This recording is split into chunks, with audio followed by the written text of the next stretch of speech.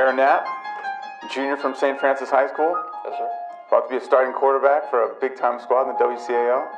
And with half a quarter left to play, freshman QB Aaron Knapp took over under center. I think Aaron Knapp is going to be one of the top QBs by the time he's a senior. Aaron, I'm super happy to see you back on the field. Amazing story, amazing journey. That's the thing. That's the type of player he is and the type of person he is. Knapp with his first varsity touchdown pass to Ernesto Sanchez. This kid is a special individual. He played phenomenal for even a person that was struggling with what he had. They're just going to go out there.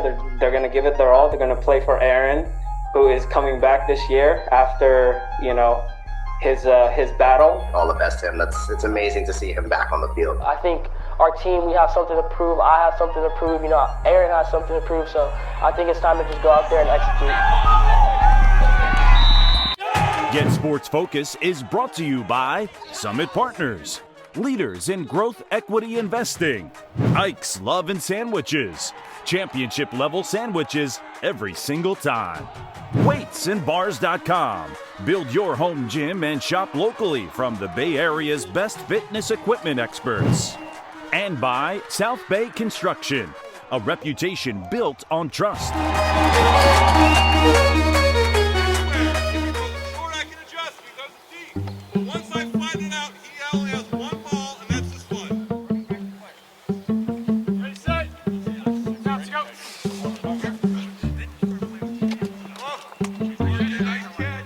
Ready, set, now let's go. So first off, just the workouts you guys are doing right now, the lifting, the on-the-field work, what's it feel like? Can you try to put into words the excitement that you have as you guys start to put brick by brick down to build toward this season? Yeah, there's nothing that makes me more happy than being on the football field and just with my friends, all my friends from my class, all of them are now up on varsity, and it's just awesome to be with them. And I've been blessed to be part of this team for a couple of years now, and just being with my closest guys, it really feels surreal. And I'm just super excited because we're starting to put in plays and we're starting to gel together. Whereas before we were just lifting and getting routes in the morning, but now we're starting to do some legit, plays and all that stuff. So it's super awesome to just get to where we are right now, day 3 or day 4 right now. It's just awesome to be here, and I'm just super excited to see how we do in the future. Today we just finished up our 3rd day of summer practice. Practice is going really well. I'm excited to see what this team has. We have a lot of young guys that are looking to fill spots this year. Competing here at St. Francis, it's different. We have a tradition here at St. Francis. You work hard and you give it your 100% effort 100% of the time. And I really like that. I feel like here I'm part of a team. It's like everyone has their role and everyone does their job extremely well here at St. Francis. And you see at the JV level, and then it's even better at varsity. Everyone matters on varsity. Even if you're someone like me who's a call-up, who's just sitting from the sideline, or if you're somebody who's making every single play out on the field. It's a really community and team feel here at St. Francis, and I love it.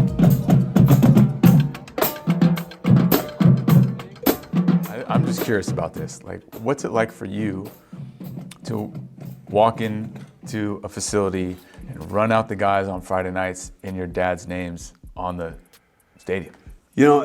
I don't know. It's all I know. So I guess it's not, it's not too crazy. Just having been here for so long and been on campus since I was, 3 years old, and now to come back, and I've been back now long enough, 15, 16 years now. But the first time it was definitely pretty surreal for sure. Kind of come full circle. And like I told you, just don't screw it up, right? Just don't screw it up. One of the guys helping you not screw it up is Aaron, obviously. Yeah. Can you speak to the emotions, excitement? I'm sure they run the gamut in terms of every season. You got a new crop of kids, obviously some carrying over like Aaron. You've got guys becoming upperclassmen. What's it like for you? How are you feeling just about molding another group? It's always fun. It's a challenge. I was talking to somebody just the other day, that whole new group of kids is always fun and new and refreshing, and trying to learn their personalities, them learning ours, and trying to tweak some of the ways we teach it for this group versus a group maybe from a couple years ago. It's always a challenge. It keeps it new. It keeps it fresh. With somebody like Aaron, his story is a little different with the fact that he came up on the varsity as a freshman because we had one of our quarterbacks get hurt. We actually had one of our quarterbacks get hurt and our third string get hurt, and so we played a game with one quarterback, and so we said, well, we got to bring the freshman up.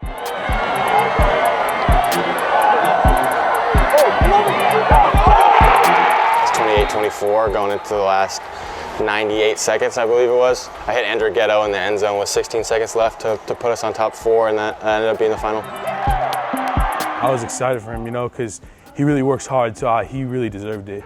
It was hard to lose him, but hey, they needed him, so I felt proud. The injury after that, unfortunately, I tried to practice the next week, but I wasn't able to. It kind of was just rehabbing myself, and I knew that this was going to be a pretty long injury to work through, so I kind of just adapted to my role as helping out the quarterbacks however I could. Aaron Knapp came up as a freshman, so just trying to getting him acclimated to the offense and just working with Josh and Coach Cal on anything I could to help them and help the team.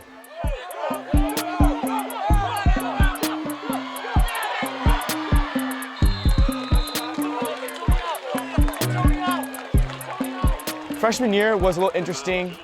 We were with Aaron for the first 4 games, and it was awesome. He was a really great quarterback. He really led our team to 4 wins. We're definitely happy for him. Glad that he got the opportunity at such an early stage in his high school career. I mean, obviously it hurt us, losing our quarterback, but we're definitely happy to see that he was up there thriving.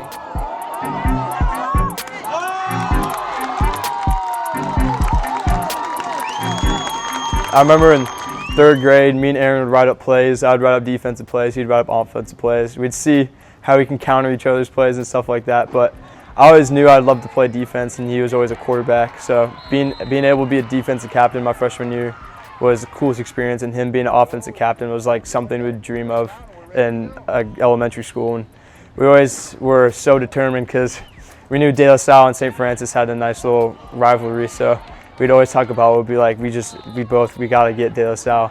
And after that freshman game against De La Salle when we beat them, I thought me and him, we had a little emotional moment. It was pretty neat. Me and my best friend Aaron Knapp, number 12, we've been dreaming for this since we ever met 10 years ago in kindergarten. We've been wanting to go to school and play De La Salle, and we beat them. We finally did it.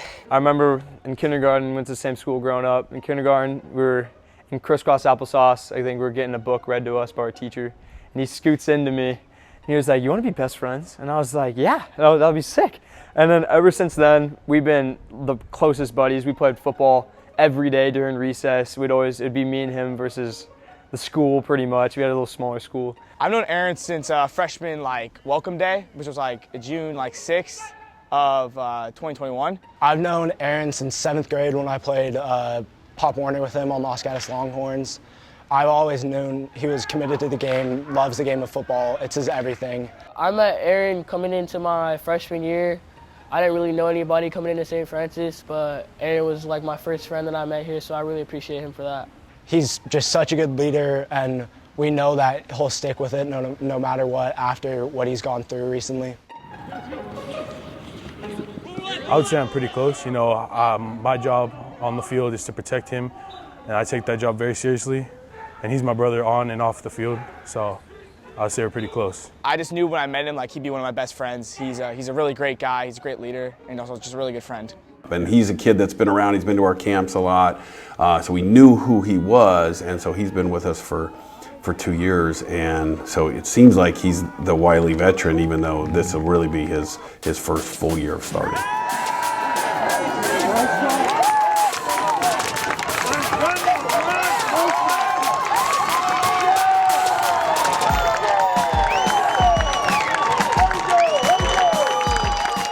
I hadn't thought about the fact that because you had played up, you're playing with guys that you're learning and building relationships with on the go, as opposed to guys that you already know in your class, whether it was middle school, elementary school, etc. Yeah.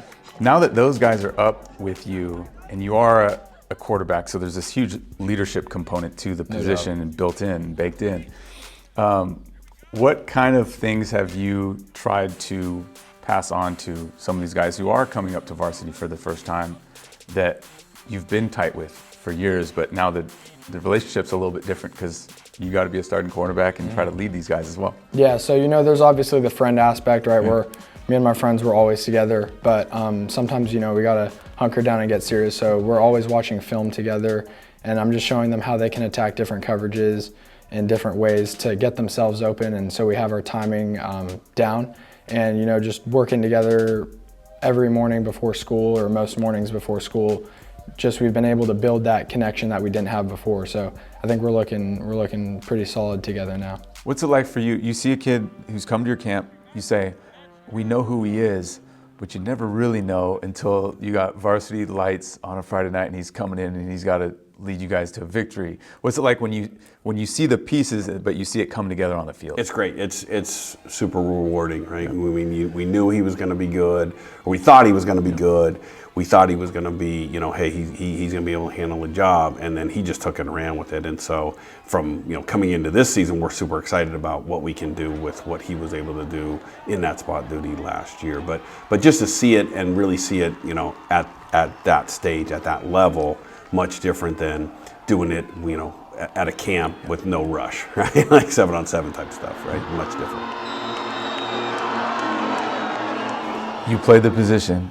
What do you see in him that gives you confidence coming into a season like this, where it is a little bit different in terms of not doing spot duty? Now it's really his position. He's a great leader, first and foremost. I think every kid will tell you that. He's a very, very good football player as well. It's important to him, and he works very hard at it. He's got some moxie, right? He carries himself a certain way that as the coach, you want one of your leaders to kind of handle himself that way when the lights come on Friday night. And this is not an easy place to play, right? We're usually playing pretty good football teams, and when he has played those 3 games that he did play and had to win games for us, he stepped up and did a fantastic job.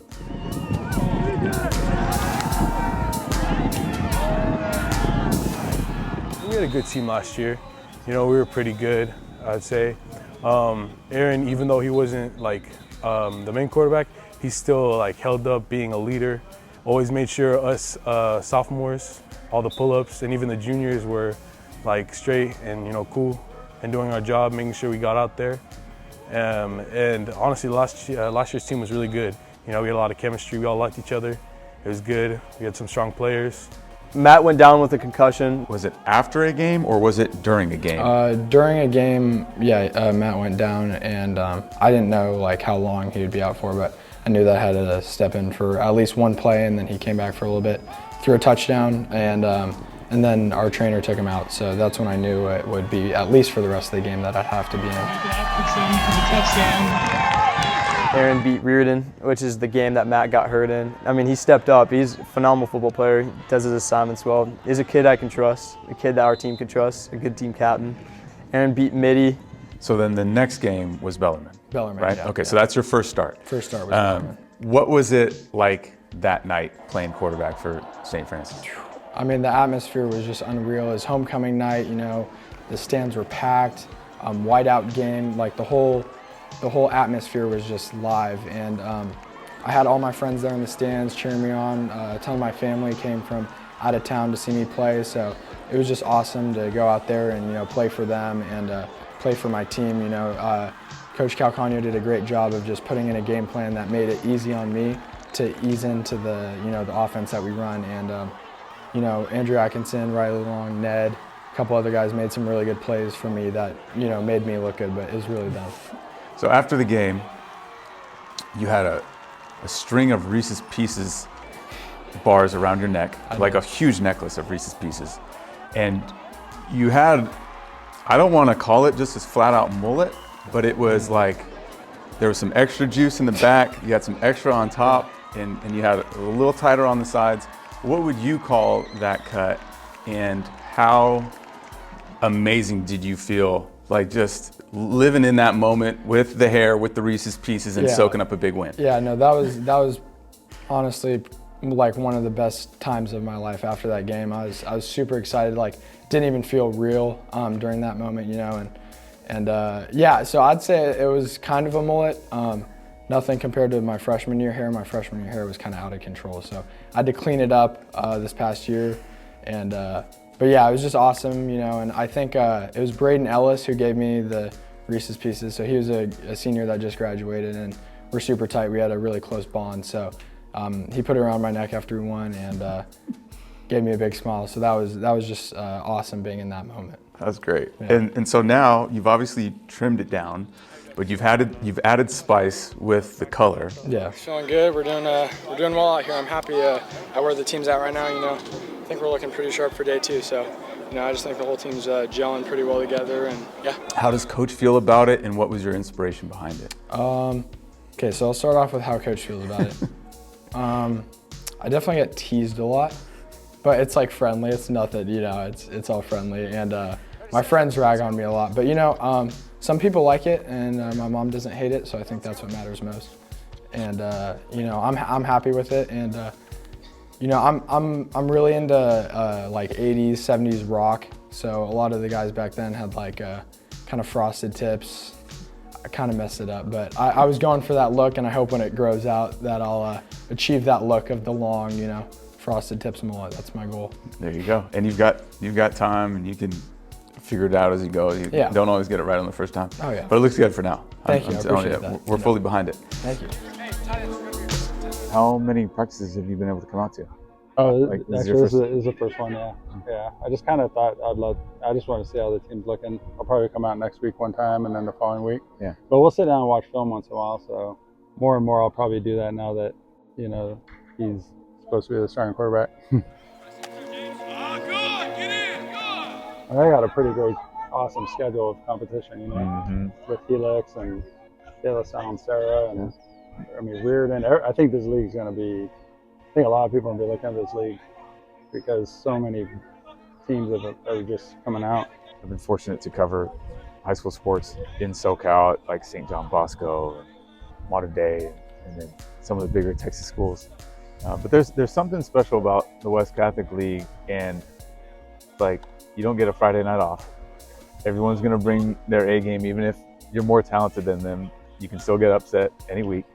How do you feel like this league makes your son better and improves his opportunities to have eyes on him, but also succeed at the next level moving forward? Yeah, but I think one is just they have such a high standard across all the leagues, right? I mean, in terms of discipline and tradition and all that kind of stuff. So, I mean, you know, in sports in general, I think that starts to go away as you get all the, you know, NIL deals and Instagram, and it's just all about the player. And I think that this league does a good job of like keeping it about the team. You know, there are obviously some phenomenal athletes that come out here, but the coaching staff, the league, you know, the whole way they set it up, I think, is really focused on a team environment, which I think is important. And I think colleges love that, but I also think in life, I mean, you know, a low percentage of kids get to go on to big time college and then beyond that. So there's a lot more than just footballers preparing for life. And we talked about it recently, just in some of the football camps he's gone to, about and coaching and everything. I mean, how many life lessons come out of football? It's just one of the things I love about the sport so much. Like, you get knocked down, you got to get back up. Your coach is like your boss. You got players. Some people get credibility, some don't, or credit, and you're wondering why that happened. You know, and that's just how it works in life. And you just got to get back. You got to keep waking up, putting your best foot forward, and working hard. And I think, you know, we have a lot of faith in our family, and it's just like you got to do your part and let God take care of the rest.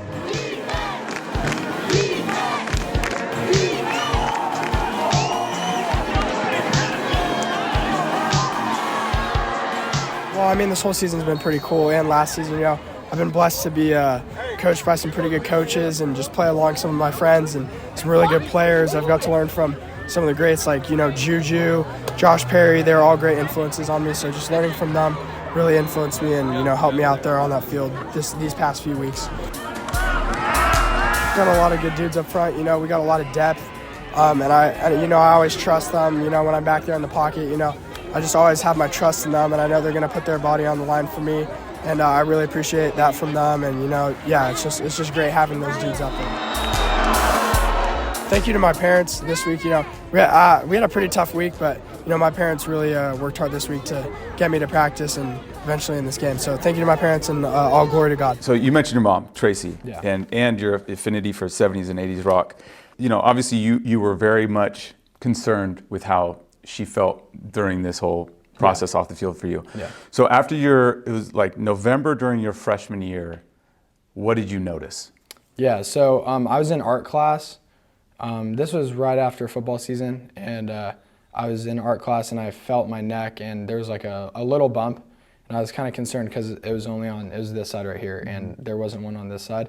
So normally if something's not symmetrical, there might be something off. So I went out of class, I called my mom, and we weren't too worried about it because it was small, and over time it just started to grow, and yeah, so that's pretty much the basic to it. I just felt it in class and called her.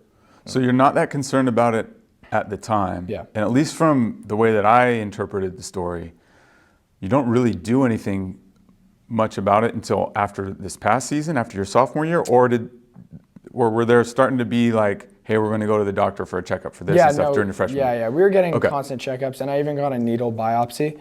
So they went in with a needle, took some of the whatever was inside of it out, and it came back as non-cancerous, so I had no worries. Yeah. So then how from then did things change?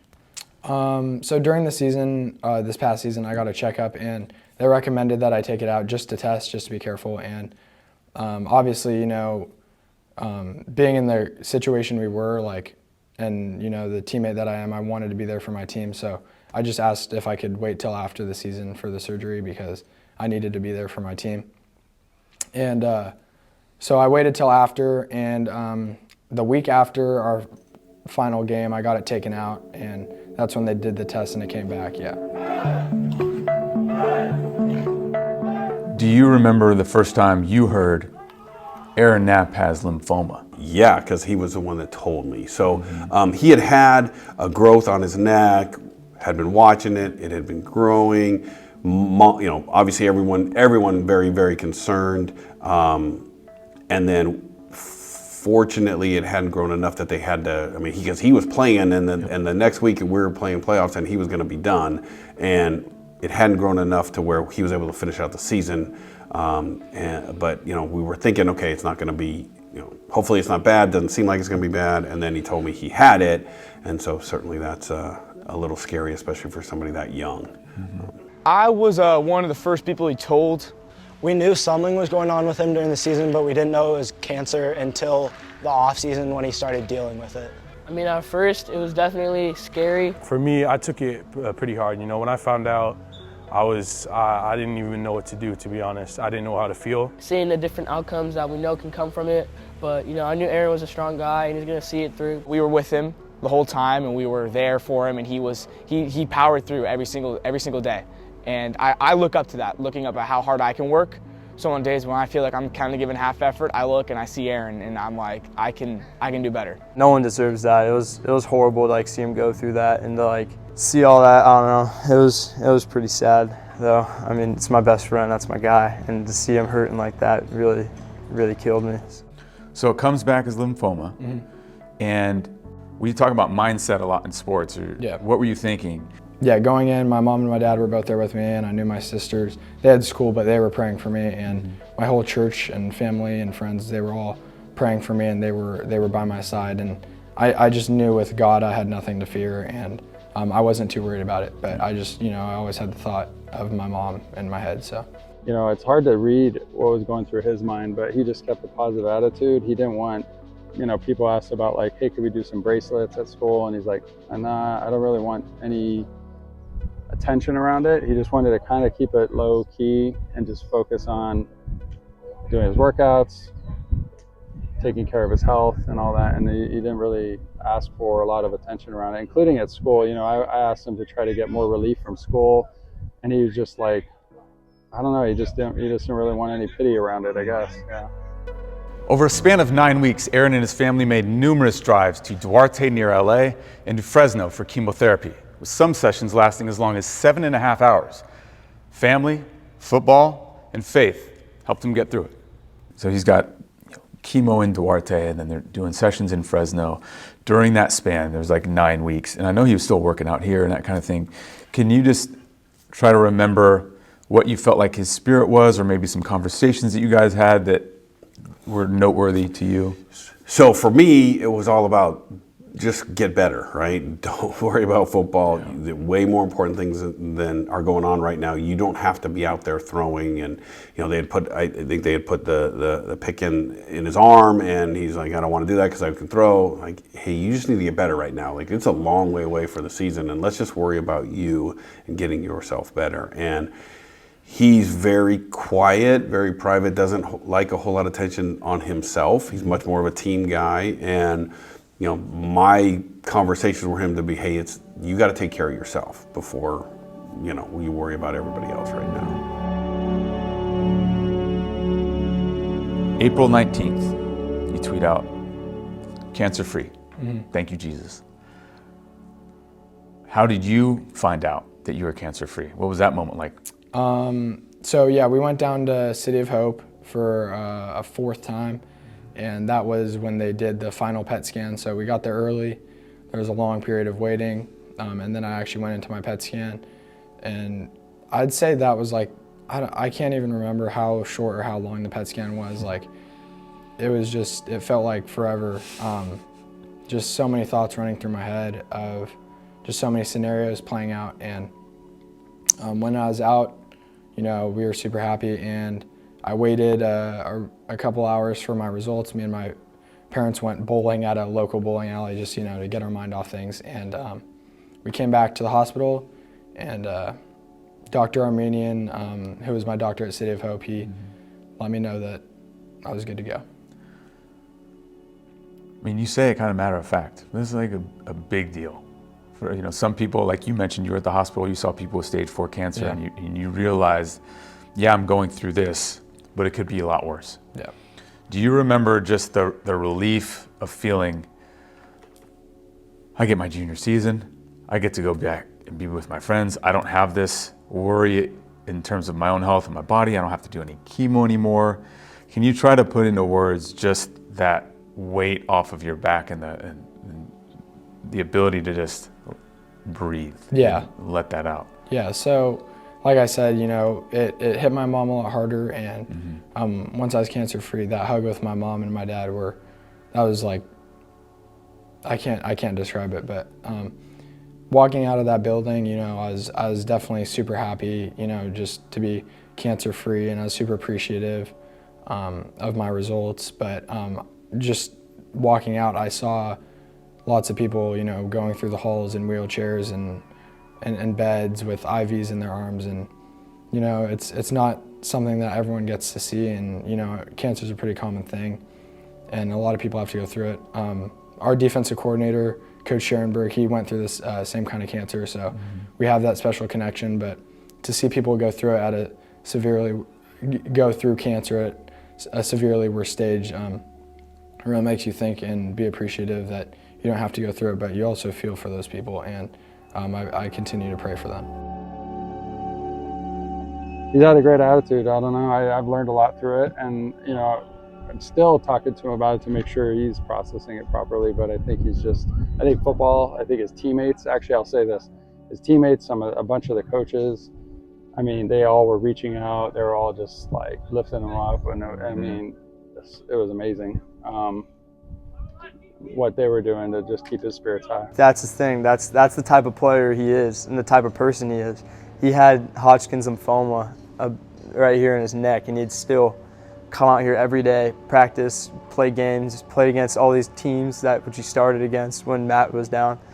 And I mean, he played phenomenal for even a person that was struggling with what he had too. And it was just, it was pretty unreal for what he has done and what he's accomplished through his hard time. So, you got some videos on Twitter. We saw a squat at 315. We saw a deadlift at 315. We saw a bench press at 210. You had no shoes on, and you were dressed like Napoleon Dynamite. You had your jeans with your shirt tucked in, the belt buckle tight. What was that session like? Where are your numbers at now? How are you feeling, man? You're looking yoked and ready to rock. I appreciate it. So yeah, that was all off season. And my squat was, I went to the gym with my friend Sean. We train together a lot. He goes to Valley Christian, which is another school in our league, but he lives super close to me, so we're super tight. So we always are putting in work together, and you know, I just put the camera down and you know, I just put up as much as I can. And the deadlift and the bench were, they were actually in Montana with Jackson and Chase Cahoon, some of my teammates. They have a really nice place there, and we train super hard when we go up there. So it was just one night, and you know, we were just super amped, and I was like, I think I'm gonna try and like hit a big weight. Yeah. So I just, you know, I put more weight than my max at the time, and you know, I had a ton of people in there just screaming at me, and I guess the motivation just got to me, and I put it up. So right after chemo, right after he was out, I've never seen him in like within that month in the greatest shape. He gained like 20 pounds, 25 pounds or something like that, pure muscle, the strongest, biggest I've ever seen him personally. And it just really proved like what kind of person, like how determined he is to be the best version of himself. Like after coming off from something that was so, like something that no one ever deserves, and to like conquer it, and to, I mean, he was like the strongest he's ever been, the fastest he's ever been, which is like right now too. But it was pretty surreal on how like he did all that within that certain amount of time period. Kind of weird, but like a message to Aaron, bro. I just want to say thank you, bro, for everything you've done for me. You know, you always check in, you're always there, you know, so I hope I can protect you on the field. I know I can protect you on the field. AK, yeah, you've pushed me to be better. You've made me grow as a wide receiver, as a person so much, and helped me so much. I wouldn't be here if you weren't in my life. And I just got to thank you for everything you've done for me and everything you do for everyone. I love you, man. You know, it is hard to put into words because these kids are so young yet, you know, so some of them only experience it maybe with their grandparents, right? And so now to see that from somebody their age, I think that was tough for a lot of them. And I'm not sure any of us, even an old guy like me, really understood the impact there for somebody that young to go through that. With all that behind you, he's now back throwing the ball and back to making questionable haircut decisions. Thank you for saying that. You know, he said he supposedly told the barber he just wanted highlights or tips or something, but I told him we better fire that barber because that's a very, very poor decision there. Ready, set, down to go.